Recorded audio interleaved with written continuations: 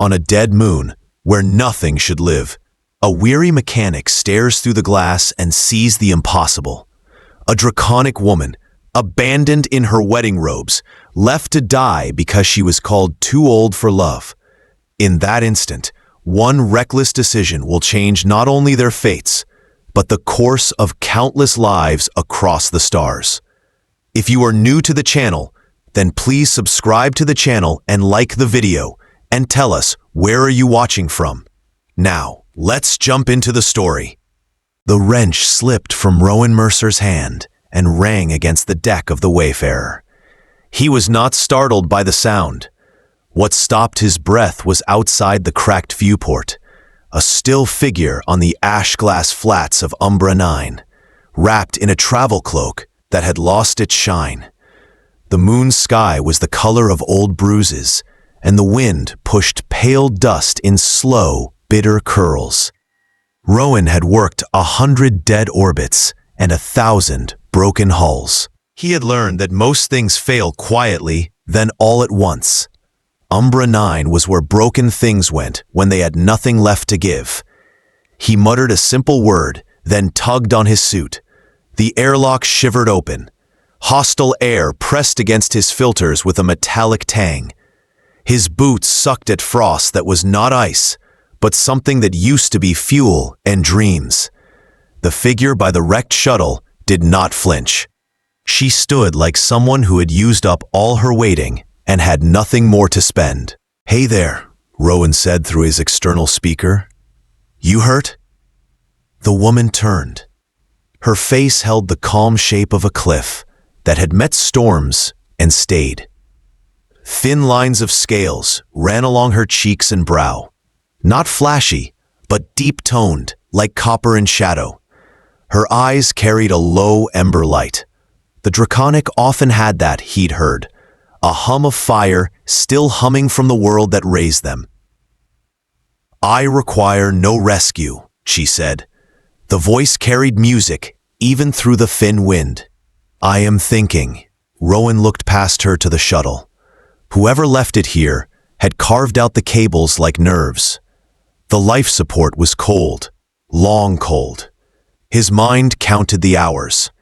His chest loosened, only because she was still breathing without it. He knew the old rumor. Some draconic could survive bad air a while, their inner warmth filtering poison into something they could endure. But endurance had an end. "It's a rough place to think," he said gently. "I'm Rowan." "Soren Calith," she said. She let his name settle before she added, "My transport is finished, as intended." "You mean someone did this to you?" Rowan said. He felt heat in his throat, the pointless kind that could melt a little fuse and make everything go wrong. "Why?" Soren glanced at the torn hull. "I am 43 cycles. For a first bond, my people call it late. I trained as a historian. While I studied, the seasons passed. A match was arranged. He called me worn. He said the shine had faded. He left me here to choose what happens next." Rowan tasted iron in his filters, and it was not only the air. This was one of those things you heard about and hoped to never see. He had seen machines thrown away while they still had miles in them. Now he was seeing a person treated the same. "If someone said that to you," he said, "they do not understand value." Soren watched him, the ember light steady. "You are angry for me. You do not know me." "I know enough," he said. "You're standing when others would fall. That already tells me something." He walked the circle of the shuttle, checked what a day and a heartless hand can do. He did his math. Even if he stripped his own ship, he could not fix this in one turn of the moon. He would lose her before he found the right part. He stood again in front of her. There are moments when a life is a door. If you wait, the door closes. If you move, you do not know where you will land. Rowan moved. "Come with me," he said.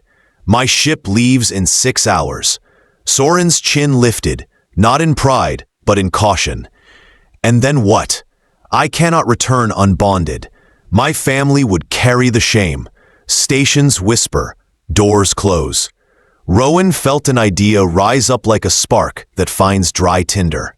It was simple, wild, and exactly the kind of decision that fixes the unfixable. Then bond with me, he said. The wind paused. Even the dust seemed to hang. Soren's wings, half furled beneath her cloak, opened a little on instinct, casting a patch of shade on the ash glass. You would make a life with a stranger? Not a stranger, he said. Soren Calith, scholar and survivor. I'm Rowan Mercer, who keeps broken things going. I've been alone 8 years, talking to engines and silence. I am 38 standard years, and I am tired of acting like want is a sin. My people have a talent for making families in new ways. We could be partners first. Respect, steady work, shared food. The rest can learn us over time. Our bonds are for a lifetime, she said softly. Mine is long. Then I will try to fill it well, he said. And if we do not suit, we still will have saved each other from this place. That seems like worth to me. Her hand lifted. It was warm, warmer than his glove could show. She looked at the dead shuttle, at the flat horizon, at the small human who made a door where none was drawn. Very well, Soren said at last. Let us leave this moon and choose a different next. They walked back toward the Wayfarer together, two figures crossing a field of discarded things, carrying a choice that might outlast the storm. Rowan turned a corner of his cargo bay into a simple chapel, because simple is what he had. He strung working lamps in a ring and placed a heat coil in the center for Soren's tradition. He cleaned the deck until it reflected their faces like a quiet pool. He wore his lease-stained work shirt. Soren adjusted her travel garments with care, weaving a thread of wire through them in a pattern that meant promise. They spoke the words slowly so that neither felt rushed. Soren taught Rowan a phrase in her language that meant, I will hold your story as if it were fire, and I will not drop it. Rowan offered his own in plain speech. I will use my hands and mind for us, not only for myself. The ship's legal system stamped the bond into the records with a soft tone. Afterward, they walked the narrow halls. The Wayfarer was old and had learned too many repairs. Panels were warped, seals had seen better winters, and the engine sang off-key. She needs care, Soren said, touching a seam. I know, Rowan said, half smiling. I keep her alive with luck and recycled parts. Luck is good, Soren said, but heat is better. She tilted her head, listening to the engine's uneven song. I studied thermal behavior. Our world teaches us to read warmth, like you read metal grain. Let me try something. The next weeks became a gentle storm of making. Soren drew diagrams on old crate lids, marking how exhaust could be reclaimed and shaped, how the coil plates could be lined with a mineral she called emberstone dust to move heat like a river. Rowan chased parts through junk fields, bargaining with traders and ghosts. Together, they slid panels free, rewired the heart of the ship, and patched ducts that had been whistling lonely songs for years. They made time within the work for meals. Rowan cooked simple stews and learned to add pepper until Soren smiled and said, Now I can taste it. She recited quiet pieces of old verse while they waited for welds to cool. He taught her a card game where the best hand is the one you do not expect. They laughed at small things. The way a bolt runs away from your fingers, the way a kettle argues before it sings. The first test run, after the upgrades, felt like waking up from a long, dim dream. The Wayfarer lifted with less noise. The engine settled into a steady hum that matched their breathing. The readouts blinked in calm rhythms. Rowan watched Soren's face glow with a patient pride. He liked that look. He wanted to see it many times. They took their first job together not long after. A heat-scorched station near a thin asteroid belt. The place was dangerous and unfriendly. That meant the price would be fair. Soren's skin handled the hot corridors well, and Rowan knew where to place his hands so nothing came loose. They returned with crates of salvage and a new story to tell. Word spread that the Wayfarer could go where other ships shook apart. On a quiet night between jobs, a message arrived. The sender's mark was familiar to Soren, a name from a closed door. Rowan watched her read in silence, the small muscles around her eyes shifting through meaning. "He asks to speak," she said at last. "He says his fortune's broke and his mind changed." Rowan waited. The ship hummed around them. The coil clicked as it cooled. Soren breathed out. "My people teach that mercy is a strong rope, but mercy does not mean returning to a hand that pushed you into dark." She tapped a reply. A simple no. She deleted the thread. Her fingers were steady. After that, the work found them. Strange calls, difficult places, puzzles that wanted more patience than most crews could spare. Soren stood by Rowan in tight corners, reading heat like a map. Rowan stood by Soren in cold rooms, reading metal like a diary. They learned each other's timing. They learned how to argue without harm and how to agree without losing themselves. One evening, Rowan set a plate in front of Soren and said, "This one is called fire rice." She laughed at the name, tasted, coughed once, then smiled wide. "Now this," she said, "is a meal that remembers volcanoes." When they sat at the viewport afterward, stars grew like lanterns in an endless street. Soren rested her hand over Rowan's. "Do you know what changes a person?" she asked. "Time," Rowan said. "And being seen," she added. "Age is not a problem. It is a story.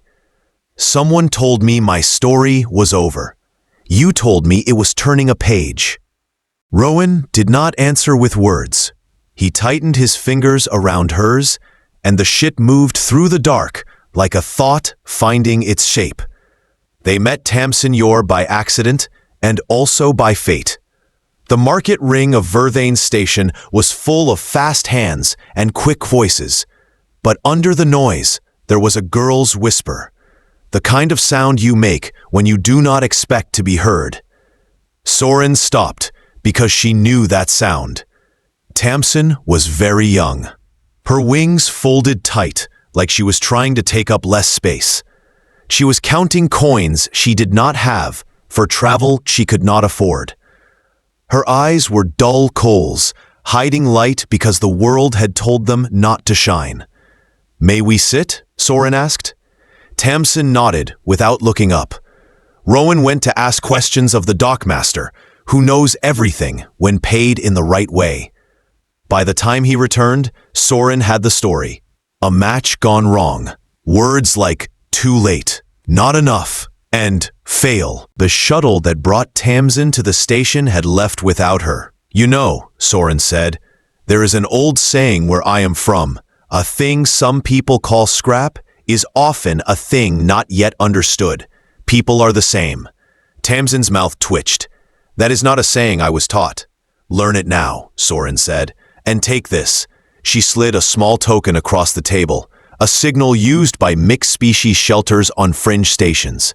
They will not ask you to be young, only to be yourself. Rowan arranged passage with a cargo ship heading toward a kinder port. He returned to find Tamsin looking a little taller. She hugged Soren as if to hold a bridge that had just appeared. "I will write," she said. "I will study. I will be more than a number."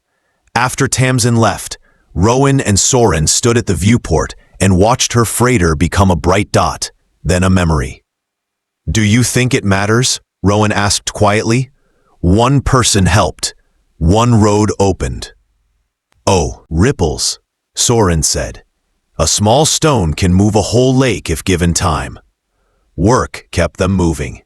The wayfarer learned new routes, new tricks, new songs. Rowan added a set of tools that sang when they were in perfect alignment. Soren taught him to read stress patterns that only appear after heat has loved metal too long. They became the team people called when a station was too hot, a corridor too tight, or a vault too stubborn. One morning, as they sorted fasteners by size, a message arrived that felt heavier than it looked. It came from the archive of deep time, a wide-span effort to protect lost histories, drifting cultures, and broken places that still held meaning. The message was clear. We have seen your work. We see how you move through danger without cruelty. We see how you keep what is old without shame. Will you come and help us keep more? Rowan stared at the lines and tried not to grin. Soren read them twice and let the quiet fond gold rise under her skin. They want us both, she said, as if tasting the words first. They seek a mechanic with patient hands and a historian who listens to heat and echo. They want you, Rowan said. They want us, she corrected, tapping his chest lightly with one finger. I do not take roads that do not fit two sets of feet. They accepted.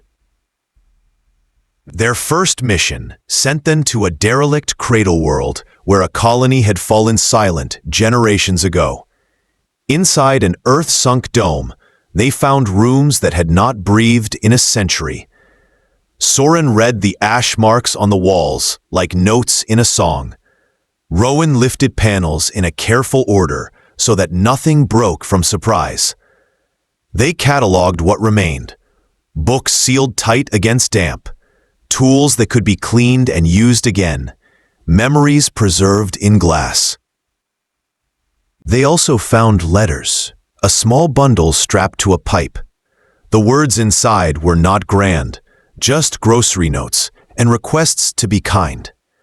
Sometimes the smallest things do the most to build a world.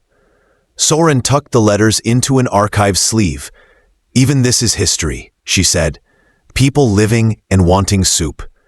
Later, in a corridor almost missed, Soren paused. Her palm hovered over the wall. Do you feel that? She asked.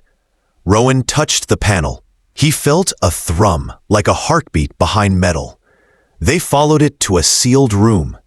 Inside lay equipment from a forgotten project, ways to match the seasons of one body to another, a hope for partners who counted years differently.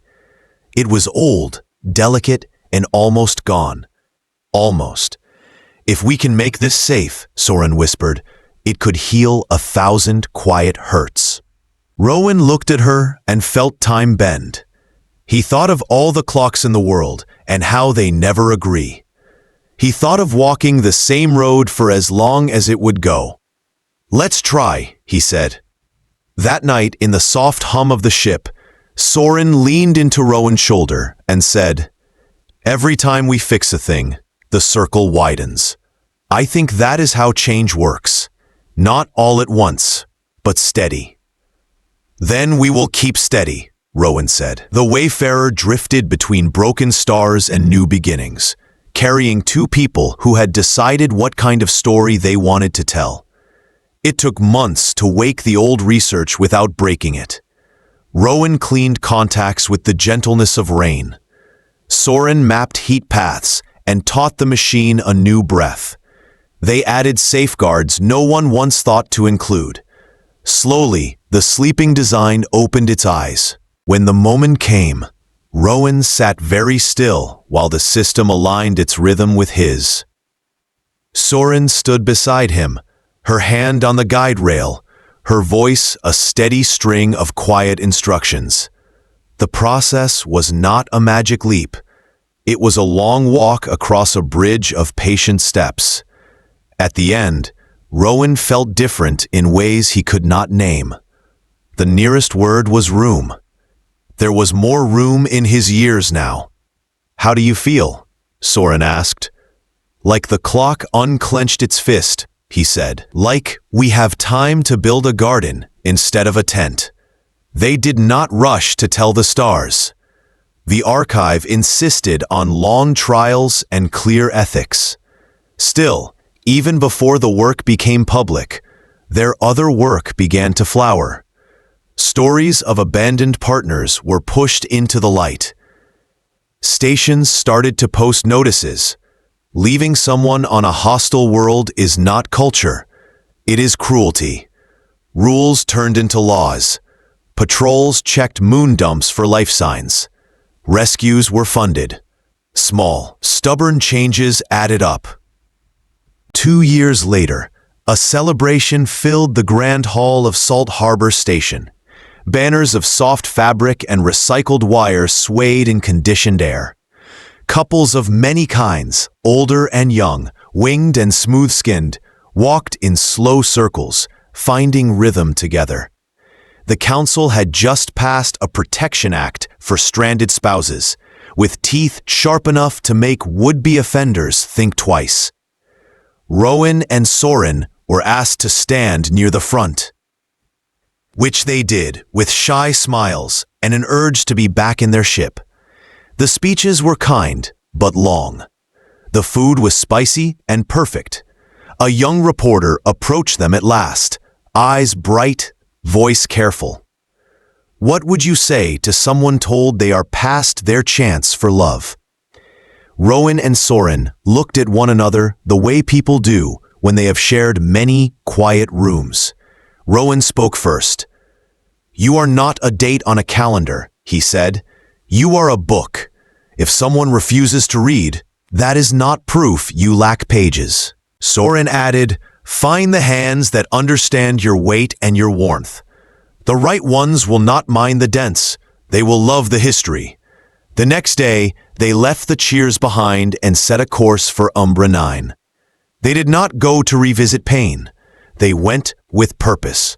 They had built a beacon in the weeks before the vote, a simple tower of light and warmth that could cut the thick air and signal to patrols that someone needed help. They named it the Hearth Marker. Landing on the old ash glass flats felt like stepping into a faded sketch. The wind still dragged its slow veil. The broken shuttle remained, half swallowed by dust, its scars now more story than wound. Rowan and Soren built the beacon in the place where Rowan had once made an impossible promise. The tower rose on wide feet so storms would not push it over. At its center, a small heart of gathered heat turned poison air into a ring of safety. Its light could be seen from orbit by any ship that cared to look. A simple plaque at its base carried no names, only a sentence. Here endings become doors. They stood back to watch the beacon breathe. Soren slid her hand into Rowan's. It does not erase what happened here, she said, but it rewrites the moon's next chapters. That's enough, Rowan said softly. We do not need to win the past. We just need to help the next person leave it. On the way back to the Wayfarer, they passed the old shuttle one more time. Rowan tapped the hull. Thank you, he said. For what? Soren asked, amused. For being the first broken thing that led me to you, he said. For teaching me that repair is not only bolts and wire. Sometimes repair is a vow, and a kitchen table and a shared joke. Soren laughed, a warm sound that curled in the thin air like steam. Then let us keep repairing, she said. There are stations that need our hands and archives that need our ears. And I believe Tamsin will want us at her thesis recital next season. They lifted off. The beacon's glow shrank to a friendly dot. The stars opened like a book. Rowan checked the engine's song. It purred with even joy. Soren read a few lines from a poet who loved long roads. Do you regret it? Soren asked after a time. Not because she doubted, but because it is good to speak gratitude aloud. Only that I did not meet you sooner, Rowan said. But then I remember. I might not have been ready to see you. I might have been looking at the wrong clocks. We met when our pages lined up, Soren said. That is enough reason for me. As the Wayfarer eased toward their next assignment, they looked once more at Umbra 9. It no longer felt like a place of endings. It felt like a lantern set at the edge of a dark field, telling travelers that someone had been here and chosen to leave a light behind. Their love was not a sudden blaze, but a steady fire that warmed rooms and softened metal and made long work feel shorter.